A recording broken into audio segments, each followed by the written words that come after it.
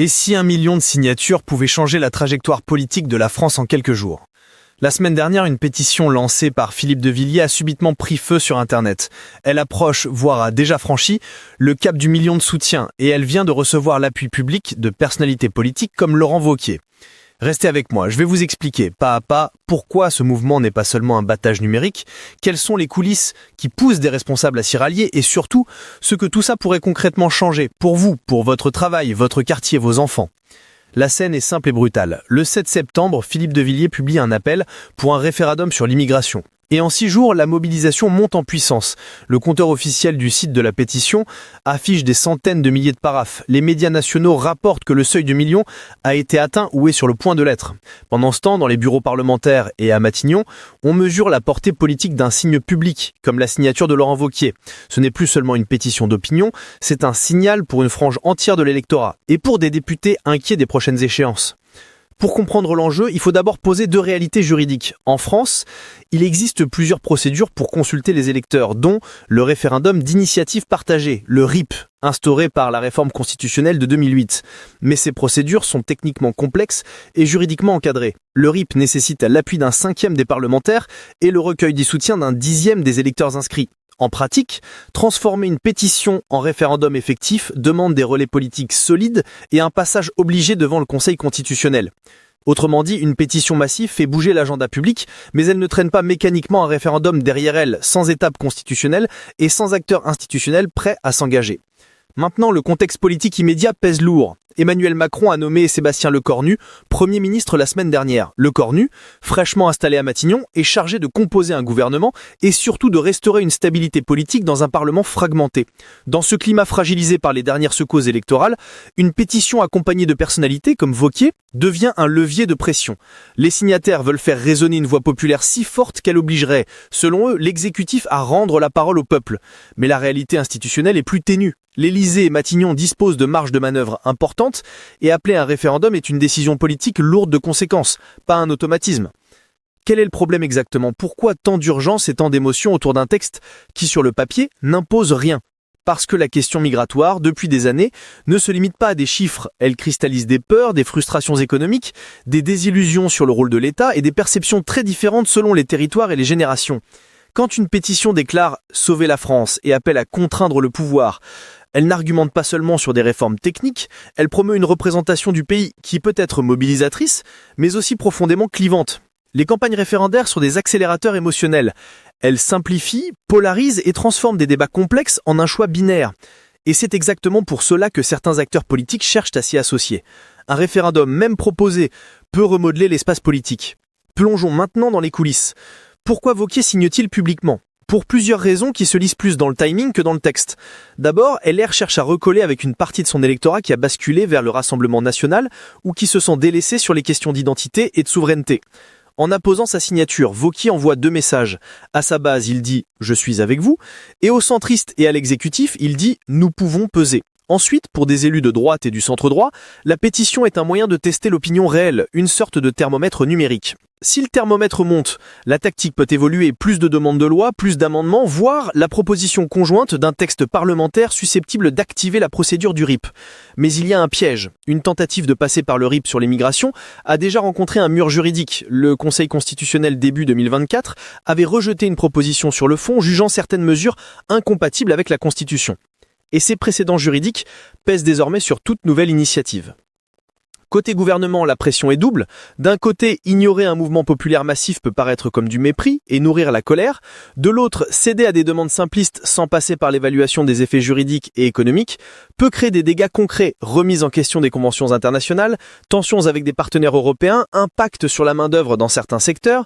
Sébastien Lecornu se retrouve au milieu entre la nécessité de calmer le pays et l'obligation de respecter l'état de droit. Donc son choix sera scruté. D'où le suspense, appelle-t-il un référendum pour canaliser la colère ou dégaine-t-il une série de mesures teasées pour neutraliser la pétition tout en évitant le bras de fer constitutionnel? Et pour le citoyen, pourquoi tout cela devrait-il vous faire lever un sourcil ou cliquer sur partager? Imaginez 4 scénarios possibles et les conséquences concrètes pour différentes catégories de Français. Scénario 1, la pétition reste symbolique. Les signatures servent de levier médiatique, quelques mesures d'affichage sont prises, renforcement des contrôles, communication renforcée, mais aucune réforme structurelle n'est votée. Conséquence pratique, peu de changements immédiats dans votre vie quotidienne, mais une atmosphère politique plus tendue et des discours plus durs dans l'espace public. Scénario 2, l'exécutif promet des mesures et en applique certaines par ordonnance ou règlement. Résultat, renforcement des contrôles à la frontière, priorisation administrative, durcissement de quelques conditions d'accès à des aides, ce qui peut affecter certains métiers dépendants de la main-d'œuvre étrangère, agriculture, bâtiment, aide à la personne, et créer des files d'attente administratives plus longues pour des procédures pourtant essentielles. Cela pèse essentiellement sur les régions rurales et sur les petites entreprises qui recrutent localement. Scénario 3, le processus évolue vers une proposition de RIP soutenue par des parlementaires. Là, tout se joue juridiquement. Si la proposition est validée pour le recueil des signatures, il faudra réunir des millions de paraphes, le seuil est élevé, et ensuite, si le Conseil constitutionnel n'y trouve pas d'obstacle, un vrai référendum national pourrait être organisé.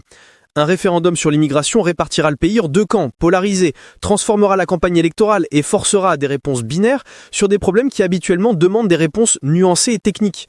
Pour les jeunes et les travailleurs précaires, cela risque d'alimenter incertitude.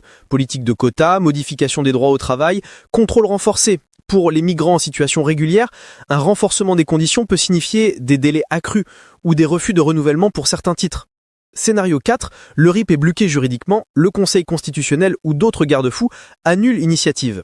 Politique immédiate, victoire formelle de l'état de droit, mais risque d'un ressentiment durable chez ceux qui ont signé et qui se sentent trahis. Politiquement, cela peut nourrir des stratégies plus extrêmes et des appels à d'autres formes de pression, manifestations, campagnes électorales radicalisées ou de nouveaux appels à rendre la parole au peuple par d'autres biais. Ces scénarios ne sont pas des prédictions absolues, mais des trajectoires plausibles. Ce qui est sûr, c'est que la pétition n'est pas une fenêtre isolée. Elle s'inscrit dans un paysage où la majorité des citoyens exprime une attente de décision sur ce sujet. Des sondages récents montrent qu'une large part de la population veut être consultée et soutient des mesures plus strictes, comme des quotas. Cette demande sociale explique l'écho que prend l'initiative et la nervosité des politiques. Revenons aux coulisses stratégiques. Qui gagne si cette pétition grandit encore ? À court terme, les leaders politiques qui se rallient peuvent capter l'attention médiatique et reconsolider des bases électorales. À moyen terme, si des réformes symboliques sont annoncées, elles peuvent neutraliser la colère en changeant la surface du débat sans régler les causes profondes, logement, intégration, inégalité régionale. À long terme, l'effet le plus dangereux est la normalisation d'un discours de défiance envers les institutions. Quand la solution de la consultation populaire devient l'argument principal pour résoudre des sujets complexes, on fragilise la capacité du Parlement à construire des réponses techniques et équilibrées. Alors, comment suivre l'action concrète dans les jours qui viennent ? 3 indicateurs simples. Le compteur officiel de la pétition, qui monte en temps réel, les prises de position des présidents de groupe au Parlement, qui décideront s'ils portent un texte, et surtout, la position de Matignon et de l'Élysée sur la validation ou non d'un calendrier référendaire. Si l'exécutif choisit de réagir par une loi technique ou par des ordonnances, cela donnera une lecture claire de son intention, désamorcer le conflit sans basculer dans un référendum national. Si au contraire on voit fleurir des propositions parlementaires coordonnées, alors le chemin vers un RIP et donc vers un vrai vote devient plus concret. Nous sommes donc à un moment charnière, une mobilisation numérique qui s'épanouit, des leaders politiques qui prennent la place dans la lumière, un gouvernement à stabiliser et un appareil constitutionnel qui fixe des limites. Pour vous, citoyens, 2 conseils pratiques. D'abord, ne confondez pas émotion et politique publique. Demandez des chiffres, des études d'impact et non seulement des slogans.